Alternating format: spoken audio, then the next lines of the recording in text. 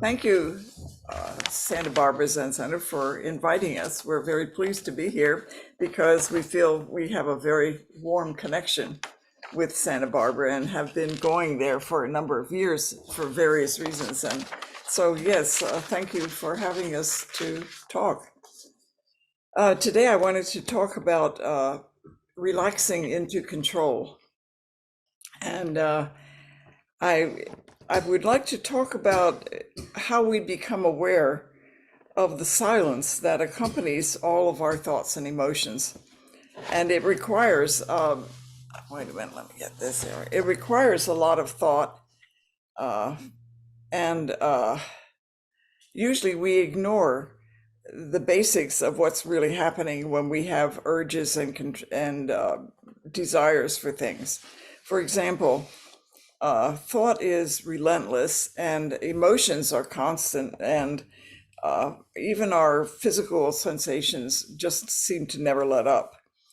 And so the urges that we have, which are fairly unconscious most of the time, are for the most part harmless, like things like I want a beer, or I think I'll watch TV, or I'm hungry, or something like that. And occasionally it gets more aggressive, like, gee, I wish he or she would stop that, and so on. So all these urges come out of nowhere. And if we act on them, we could end up either in fight, flight, or ignoring type of reactions. So, like zazen, we look at our thoughts, we see the thoughts, and we let them go. We don't engage them. And seeing impulses eventually comes up. We start to notice that our impulses come up, and for the most part, we barely recognize that we have them.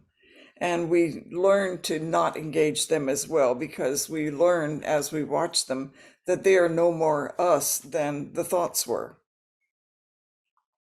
Then, if we follow thoughts and emotions, we have to learn how to develop control.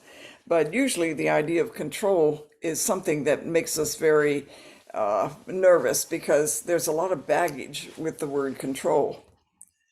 And when we think of developing control, for example, we get ideas of perfection, past history, struggle, or comparisons with others.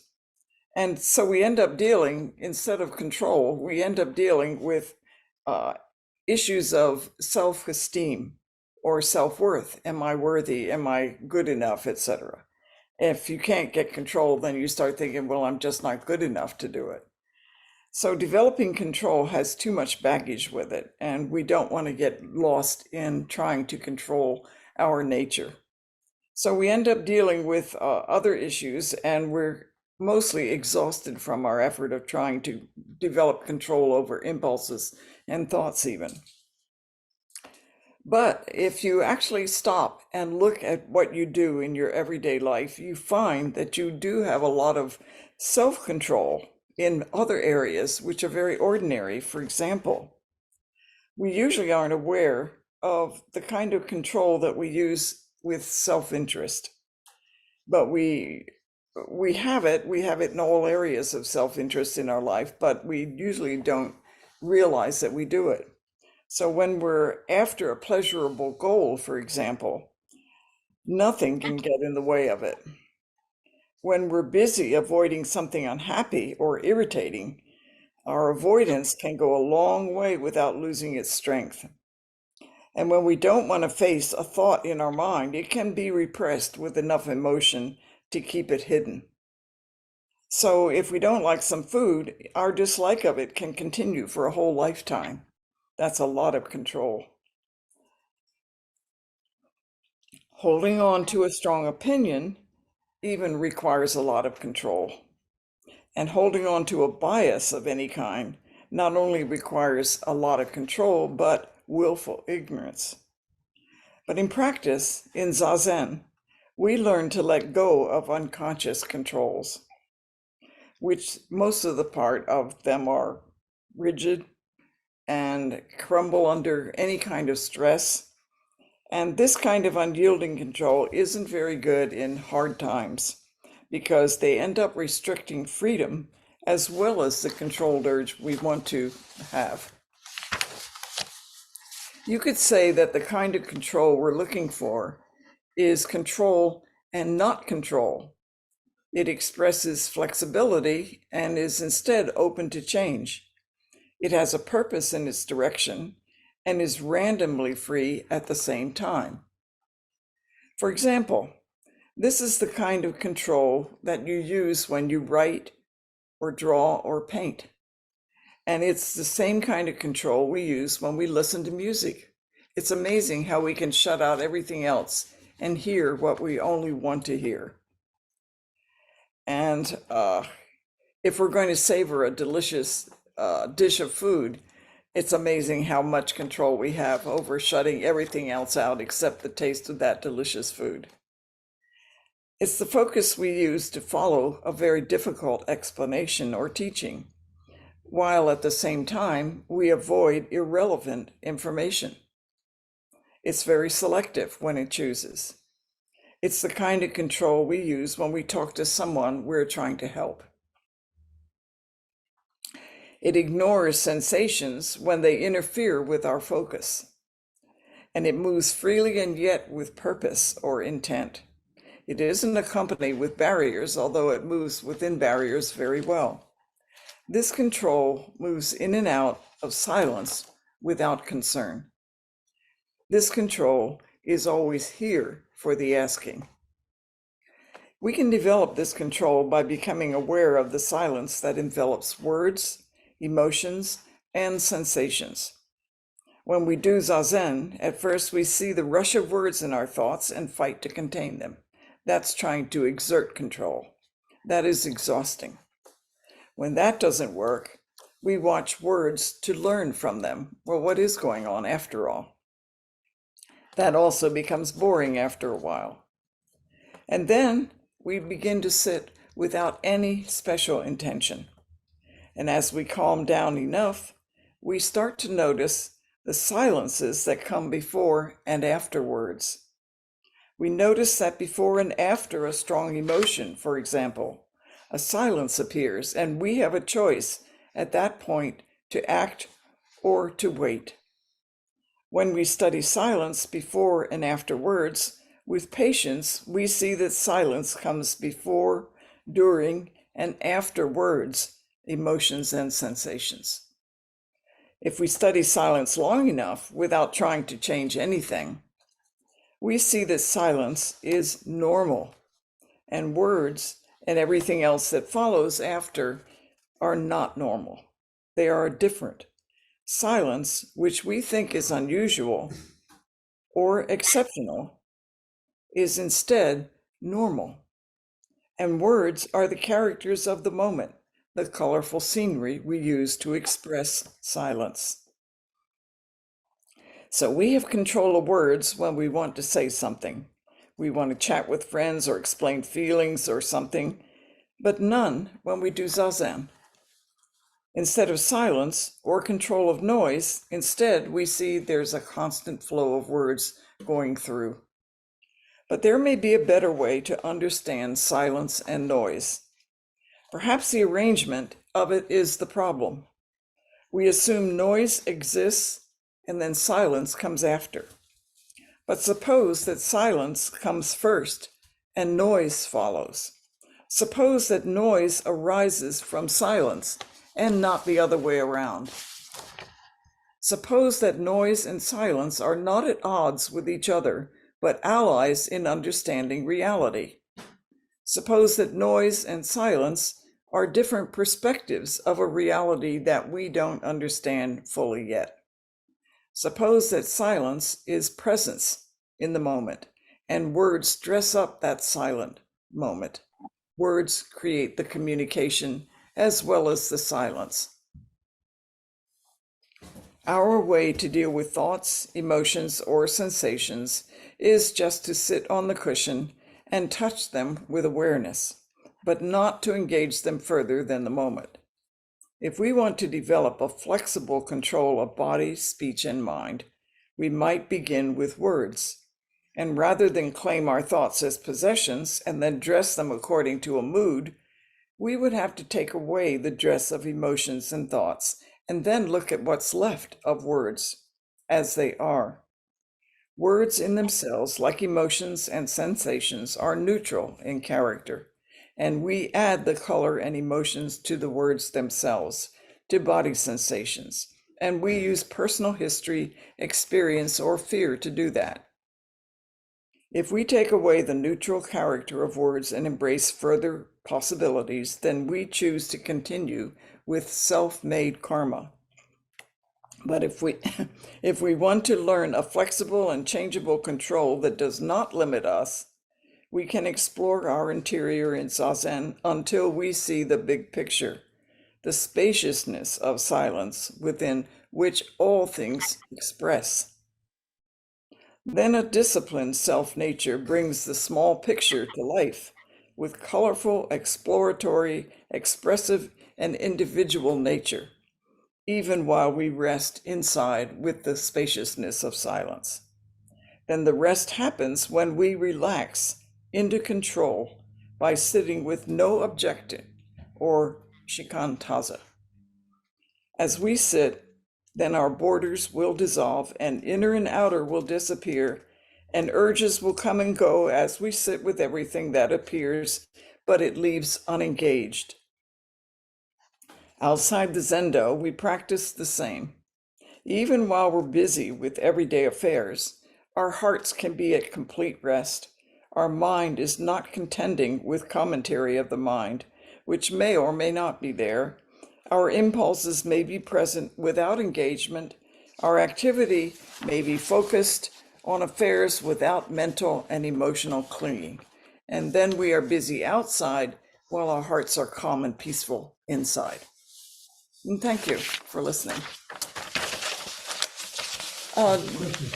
Do you want questions or what? What should we do next? Yeah. If you have any questions, please ask me. Can we put this on the general face of people so I can see them?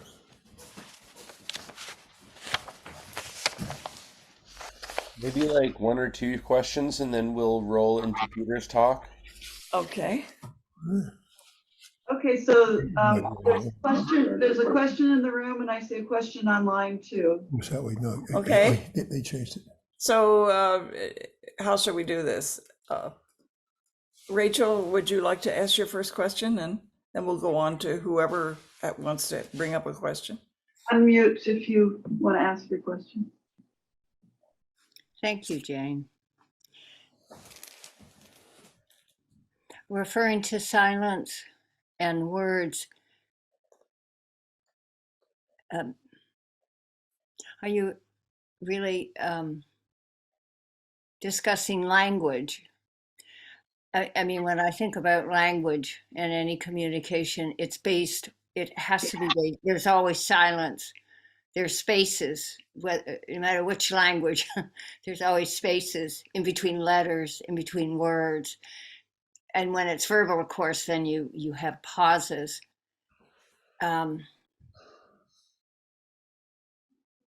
It just brought up so much to me of language.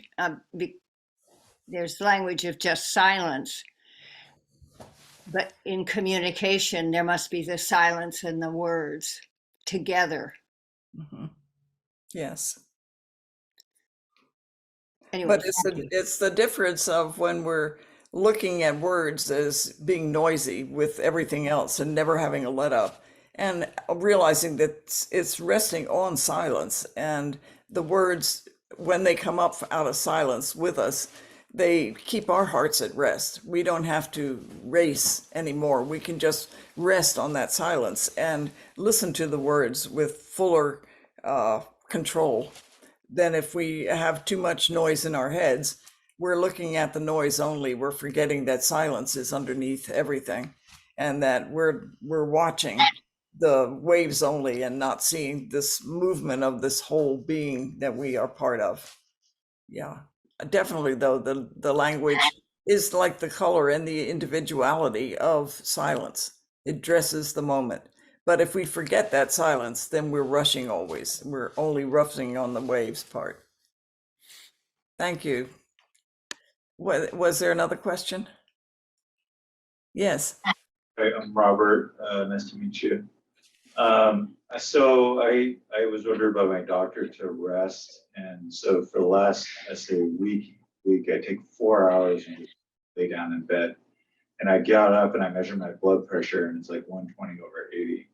And I had no idea how important relaxing is in my life. I neglected that.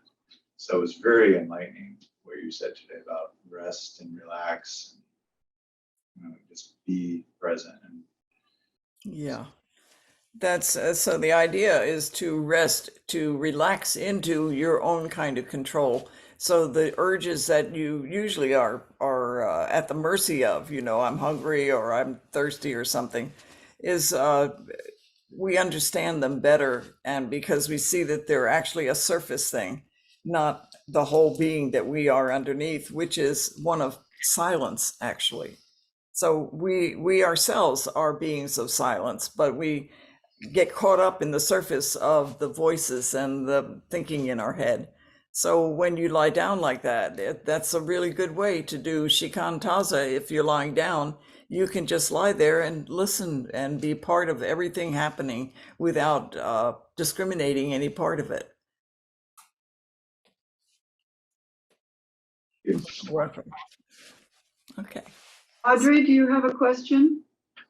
I see a hand up. it's your hand. Oh, that's my hand. Okay, thank you. You have a question. No, I think does anyone else have a question? Yeah, hi. Thank you, Jane. That was great. Yeah, come on in. Our buddy stopped to visit. Congo member. We have a dog over here. Yeah, that was great. It brought up for me, and I was connecting with it. Like, one thing I have is the idea of remembering to practice, and remembering rather than being caught in all these stories. Oh, wait, I'm caught in the story. And I have an option to just be here.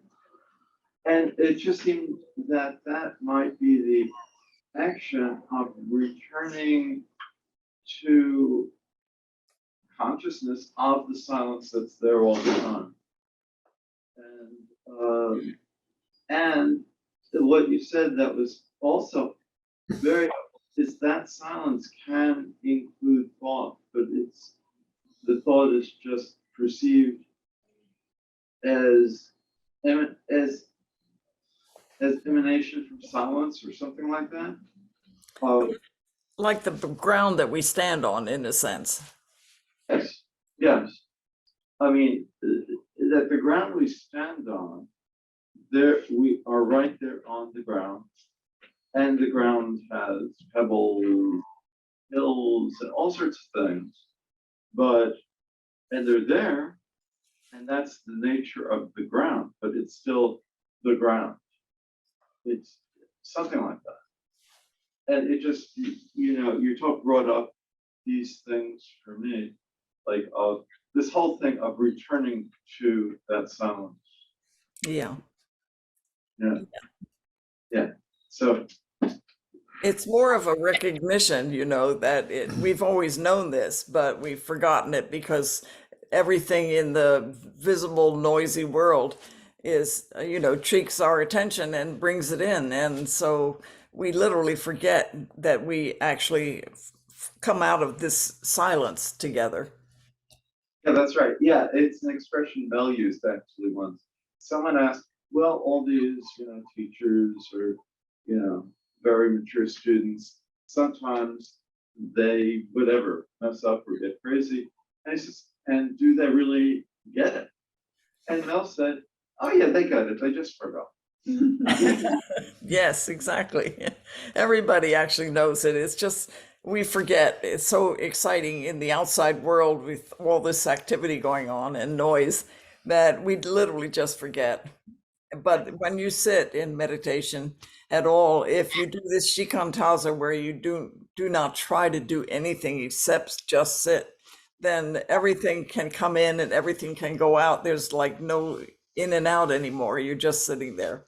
And it's a kind of time when your whole being inside can just relax. Yes, exactly. It's great. It's definitely learning or knowing it again, just going back home, as it were. Right. Yeah. Jane, thank you for your presentation. You drew a distinction between thoughts arising and impulses arising. And do you find that they're different in terms of our ability to recognize and put them aside, or do we attach more words to thoughts than we do to impulses? Just looking for a little elaboration on that. Yes, that's exactly right. I think it's the impulses arise, but they don't really have a word attached to them. They just come up, and the urge to be hungry, for example, you don't actually think it until a second after it comes up, and we're not aware how much we're moved by impulses, and we assume that these impulses are coming from us, but they're just impulses, like thoughts are existing and churning out, and the mind is like in activity, and urges are part of that, emotions are part of that. So we don't see them because they don't come up with words at first, and we're already acting on them by the time we realize it. So the urges are one of the things that we associate with being us really strongly, but we better take another look at it, because they're no more us than the thoughts are us. But they're subtle because they slide in the door and before they even announce themselves. So you can see them mostly when you're just sitting and not trying to count or anything else. You're just sitting. You can see your body being moved for hunger, your body being moved for discomfort. Something always is urging you to act in some subtle way. That's it. You. Chris, sorry. Just wanted to sort of weigh in on that theme, and that to the extent that zazen is useful for monitoring and observing, and through observing, um, I guess learning what our mind is like, actually, and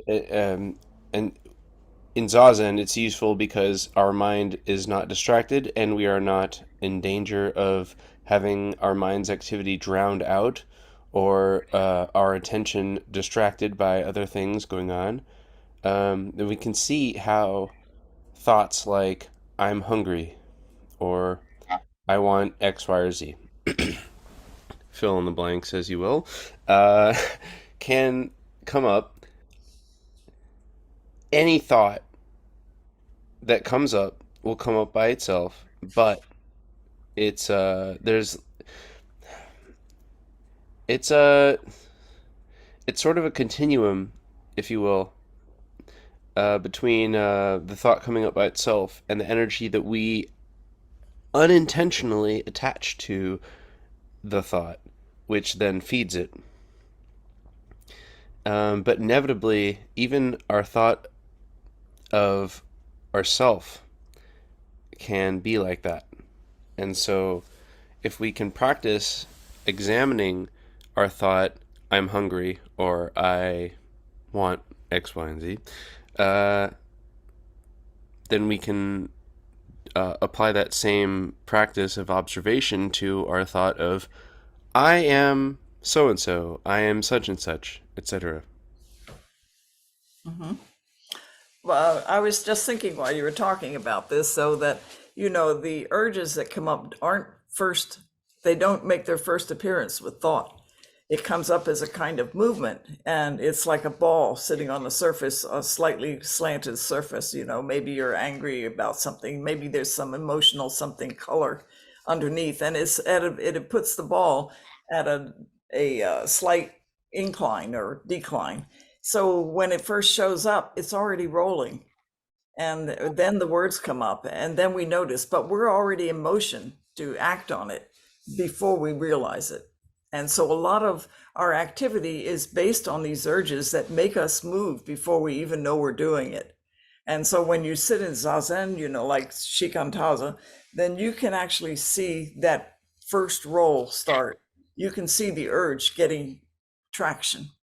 And then you can put a stop to it, or you can just watch it happen without being involved in it. You can see this going on. So it's not accompanied with words at first. And that's why the power of an urge is so strong, because we act on it unconsciously without even seeing it at first. So one of the things in meditation is to look at these things and see them, see how they trick us into activity. I think maybe this is great. We should get on to Peter's talk. I think so. Thank you very much, everybody. I appreciate your questions and I appreciate you listening. Thank you.